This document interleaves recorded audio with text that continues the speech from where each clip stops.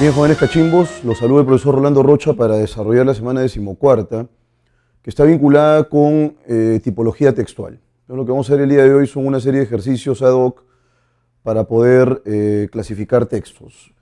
En realidad uno puede contemplar algunos criterios para poder establecer una clasificación, ¿no? Uno de ellos, por ejemplo, es el propósito del autor. El propósito del autor puede resultar útil para definir textos argumentativos, expositivos, textos narrativos, descriptivos, etc. Pero esa es una variable en realidad que uno puede considerar.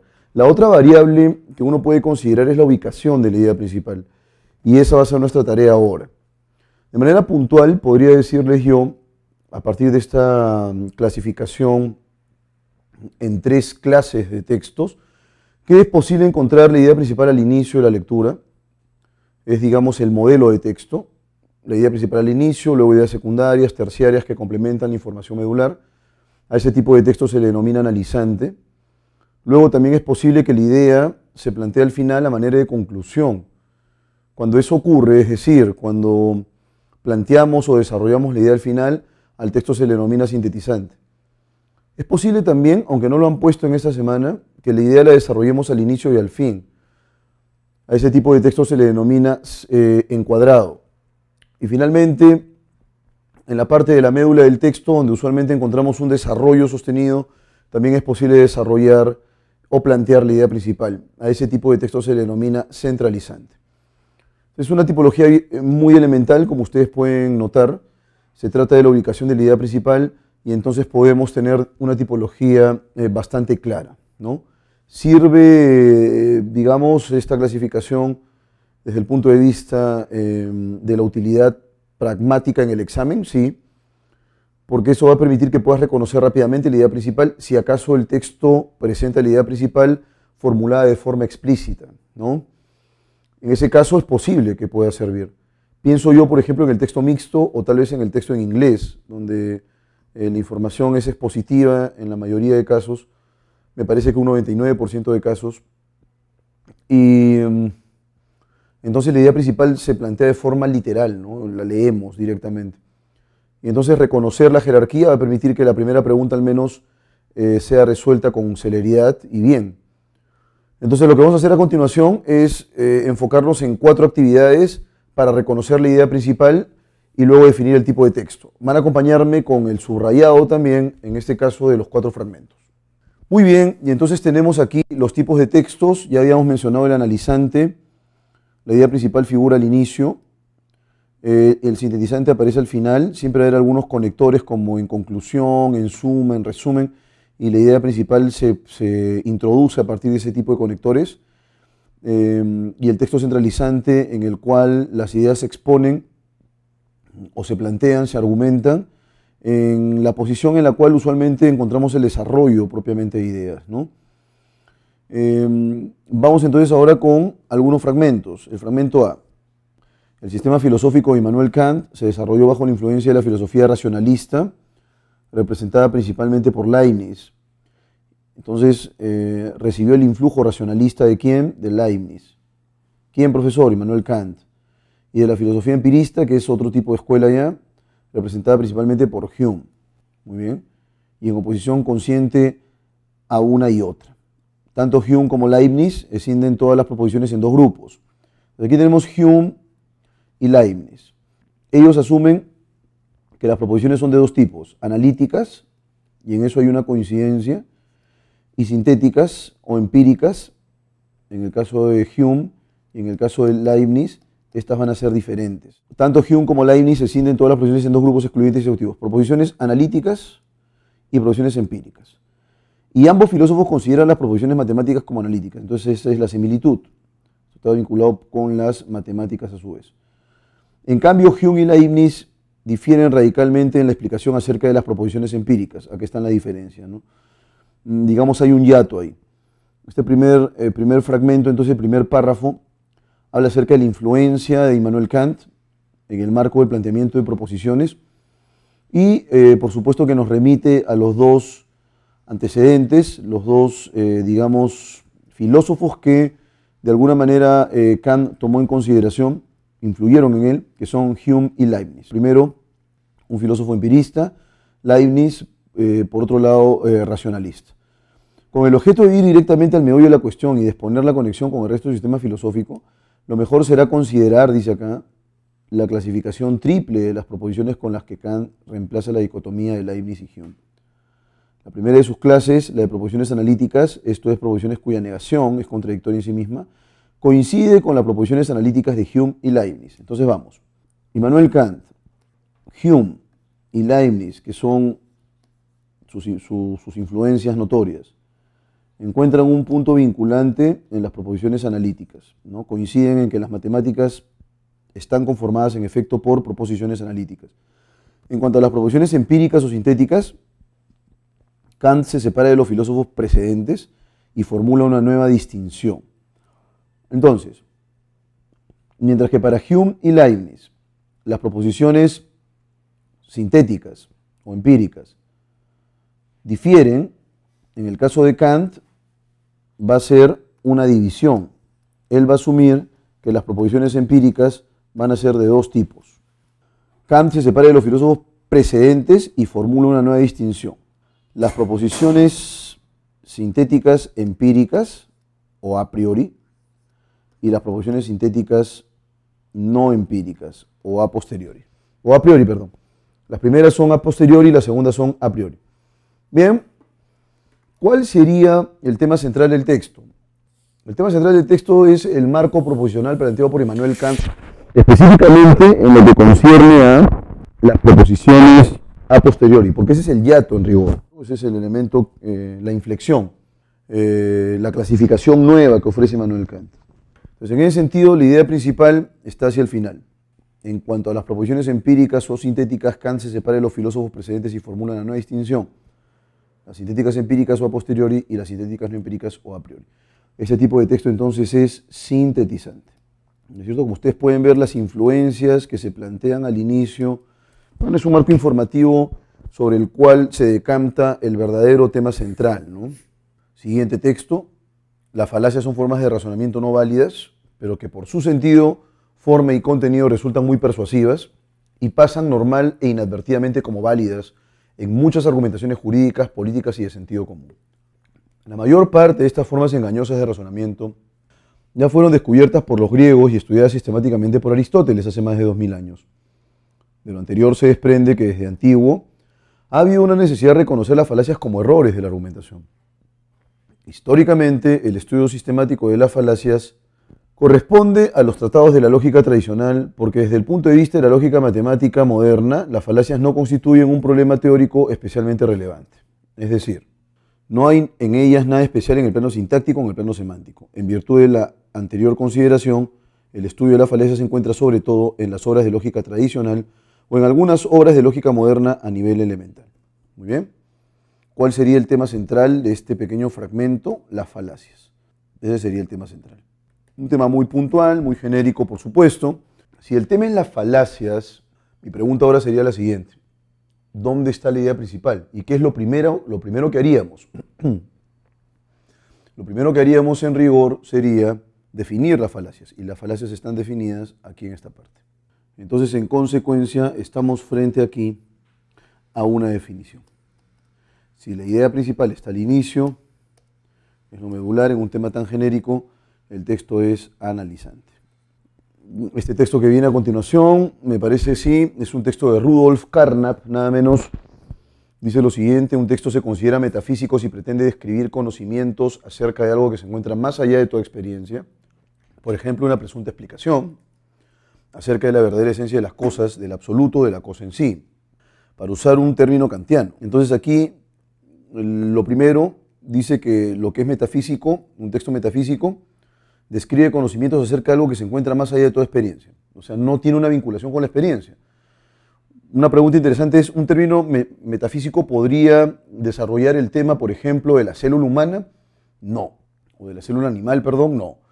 De la célula vegetal tampoco. De la Vía Láctea menos. Entonces, no puede ser un texto metafísico porque hay una desvinculación. Y dice aquí, por ejemplo, una presunta explicación acerca de la verdadera esencia de las cosas. Lo que sea que fuera la verdadera esencia de las cosas podría sí efectivamente formar parte de un texto metafísico, ¿no? del absoluto, qué cosa es el absoluto, la cosa en sí también, son en realidad conceptos tan etéreos, tan gaseosos, que bien podrían formar parte de lo que se concibe como un texto metafísico. Para usar un término kantiano, dice aquí, es más fácil aclarar mediante ejemplos el tipo de enunciados que quiero denotar como metafísicos. Por ejemplo, dice Heidegger, la nada nadea. La nada dice acá no nada, ¿no? Pero es la nada nadea en rigor. ¿Qué cosa significaría la nada nadea? Sencillo, la respuesta es nada.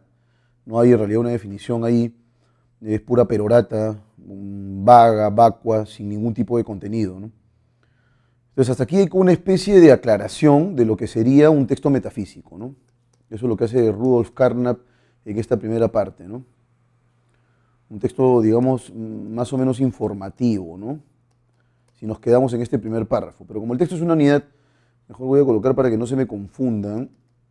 Vamos a colocar aquí, párrafo informativo. Pero luego el autor dice lo siguiente. Ahora bien, nuestro análisis recibe un examen desde el punto de vista de la verificabilidad. Es fácil entender que los enunciados metafísicos no son verificables. Y esa es la postura, ¿no?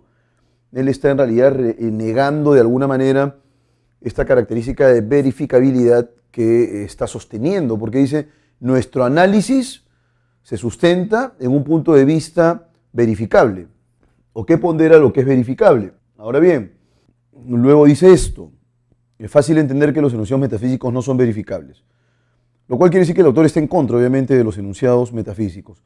Del enunciado heideggeriano no estamos capacitados para deducir ningún enunciado que afirmara ninguna percepción, sensación o experiencia cualesquiera que pudieran esperarse para el futuro.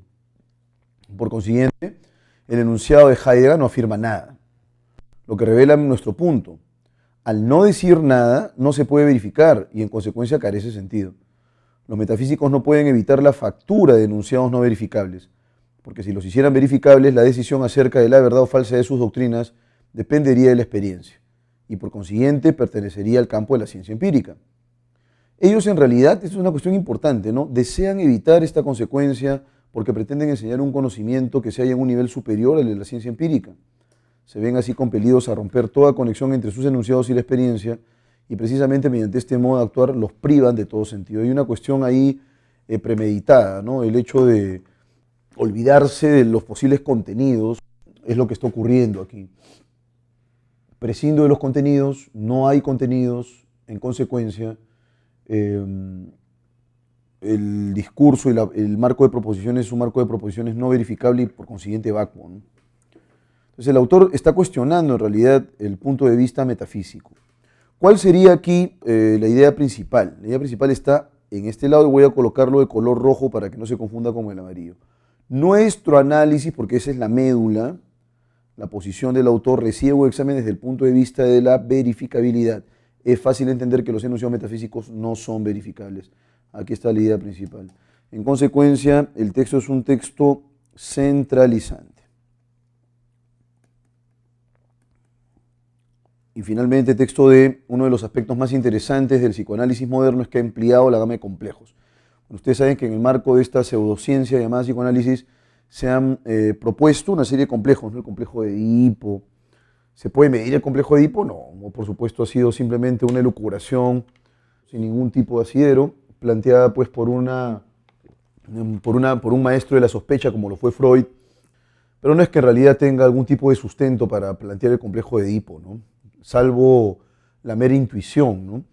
Y los demás complejos producidos por la represión sexual, dice aquí, luego el complejo tanático, otro complejo más, con los complejos en torno al instinto de la muerte y las tendencias agresivas, aunque durante años el psicoanálisis clásico se mantuvo dentro de la ortodoxia freudiana, en los últimos años los complejos han proliferado, ¿no? Entonces una primera aproximación al mundo de los complejos en el marco de la filosofía psicoanalítica. Quiero sumar a esta proliferación un nuevo complejo, el apoválico. Este complejo consistente en perder de manera irremediable determinado tipo de objetos.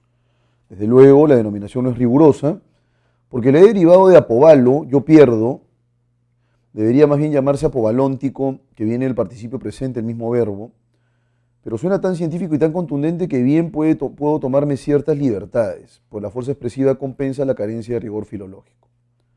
El complejo apoválico está mucho más extendido de lo que podría parecer a primera vista. ¿Quién no tiene en la familia uno o dos parientes famosos por su capacidad para perder las cosas? El origen del complejo aún no ha sido estudiado, puesto que yo lo he descubierto y soy el único que conoce su existencia. Pero estoy seguro de que es muy profundo y que cuando se analice a fondo, no por aficionados como el que escribe, sino por expertos, se producirá una verdadera revolución en el psicoanálisis. Bueno, no sé a quién pertenece este texto, medio absurdo, pero si quisiéramos definir un tema con total seguridad, el tema sería el complejo apoválico. Y si quisiéramos situar la idea principal, mis estimados cachimbos, con total seguridad, y lo voy a colocar mejor de verde, sería al final, ¿no? El complejo apoválico, y voy a partir de aquí, este complejo consiste en perder de manera irremediable determinado tipo de objetos, porque se trata de una definición, ¿no?, de lo que implica el complejo apoválico, que no es sino pues una creación,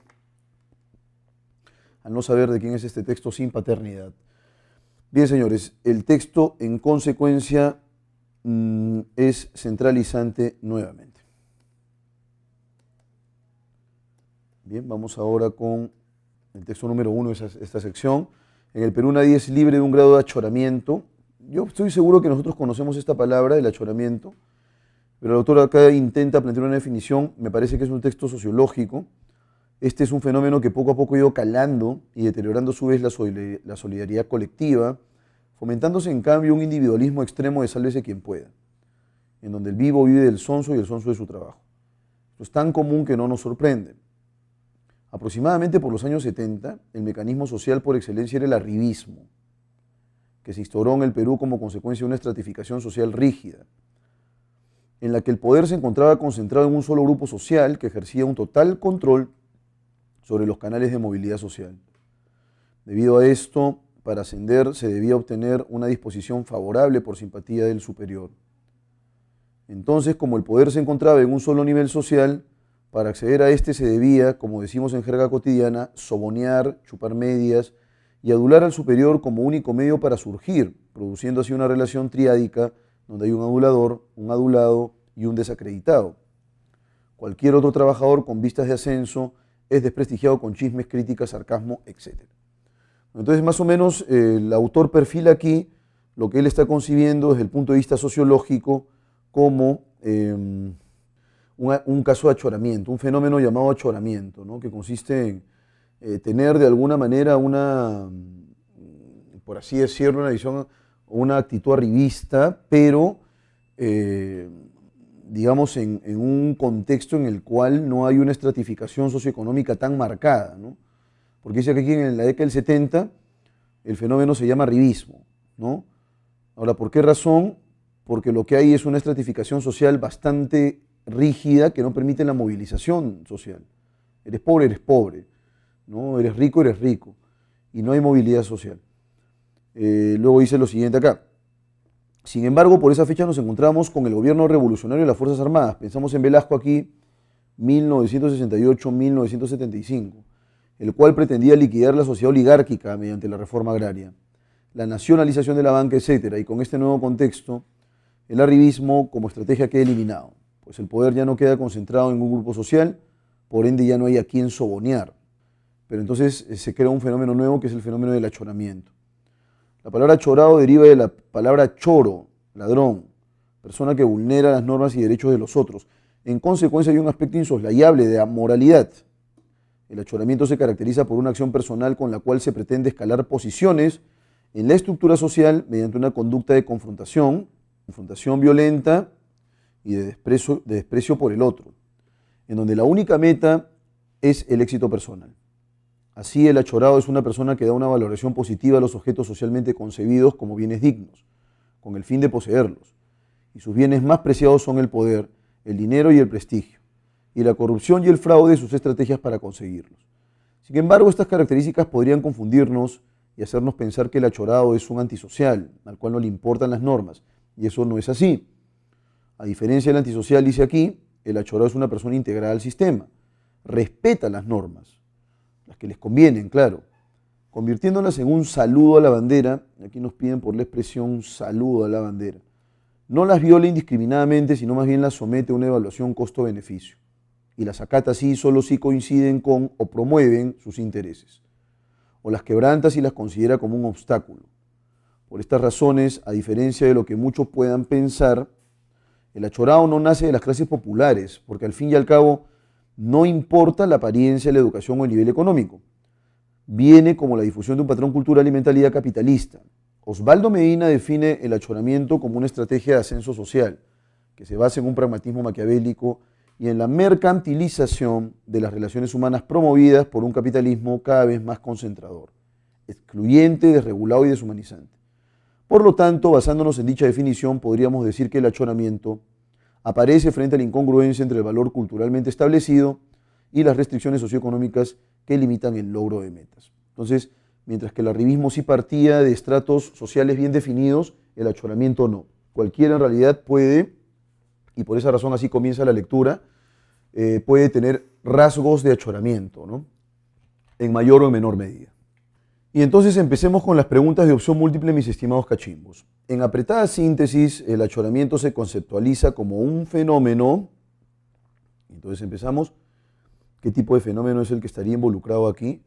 Caracterizado por una acción personal que permite escalar posiciones en la estructura social de modo violento y con desprecio por el otro, basado en un pragmatismo, es decir, en una practicidad de mercantilización de las relaciones humanas promocionadas por el sistema económico capitalista, que no procede de las clases populares, pues no importa la apariencia, la educación o el nivel económico, ya que viene como difusión cultural, que consiste en el único medio para surgir en el entorno de una sociedad asignada por una estructura vertical y proclive a la estabilidad. Entonces, la clave correcta sería, porque nos están pidiendo la conceptualización, es decir, una definición. La definición la encontramos en consecuencia en A, ¿no? Es una definición en realidad bastante global del fenómeno de achoramiento. En principio es una acción personal, eso es lo fundamental. Eso es lo que hace que se distinga, digamos. Permite escalar posiciones en la estructura social, también eso es cierto. A diferencia del arribismo, se hace de modo violento y con desprecio por el otro, ¿no? En el texto el verbo calar, ¿qué connota? La única clave posible es profundidad, pero yo en realidad tengo alguna discrepancia con ello. Me parece que la clave más adecuada tendría que ser, en rigor, influencia, porque profundidad es fuera de contexto, lo que está aquí es algo fuera de contexto, nos remite pues a un referente de carácter físico, ¿no? Entonces, en ese sentido hay una influencia, un influjo sólido, ¿no? La clave correcta sería la B, pero haciendo esa tingencia. Pregunta 3. Se infiere del texto que el achorado se distingue por la fina y sutil ironía, actitud prepotente, dignidad plena, rebeldía social. Ojo, o sea, aquí nos dicen que el achoramiento se da de modo violento de acuerdo con la primera pregunta. Y además, además de que ocurre con violencia, hay un desprecio por el otro, entonces hay una actitud prepotente. Bueno, la pregunta 4, la frase saludo a la bandera. Dice que la normativa propuesta no es que el achorado no la cumpla, no, sí la cumple. La cumple, pero a su antojo. O sea, en realidad mide dentro de la normativa cuáles de las normas se ajustan con sus necesidades de escalar, ¿no? En ese sentido no hay un cumplimiento cabal. Y si no hay un cumplimiento cabal, es un saludo a la bandera, pues. Por ejemplo, ¿no? La ley seca en época de elecciones. Es un saludo a la bandera porque al final todos toman, ¿no? En consecuencia, el saludo a la bandera, ¿qué cosa implica? Honra bastante formal, justiprecio, es decir, justificación de una norma, elusión, es decir, acción y efecto de evitar el cumplimiento, y el rito que resulta obsoleto, en términos obsoletos es que carece ya de valor, ¿no? La clave correcta es elusión de cumplimiento, porque de lo que se trata es de evitar el cumplimiento de la normativa, es lo que ocurre. No se condice con el texto aseverar que el achoramiento introyecta en el achorado como bienes más preciados el poder, el dinero y el prestigio que consigue con la estrategia de la corrupción y el fraude. ¿Eso es pertinente, es atingente con el achoramiento? Sí. Hay un quebrantamiento de la norma y hay algo de amoralidad, dice ahí. Es una estrategia de ascenso social fundada en un pragmatismo maquiavélico y en la mercantilización de las relaciones sociales capitalistas. Bueno, eso también es cierto.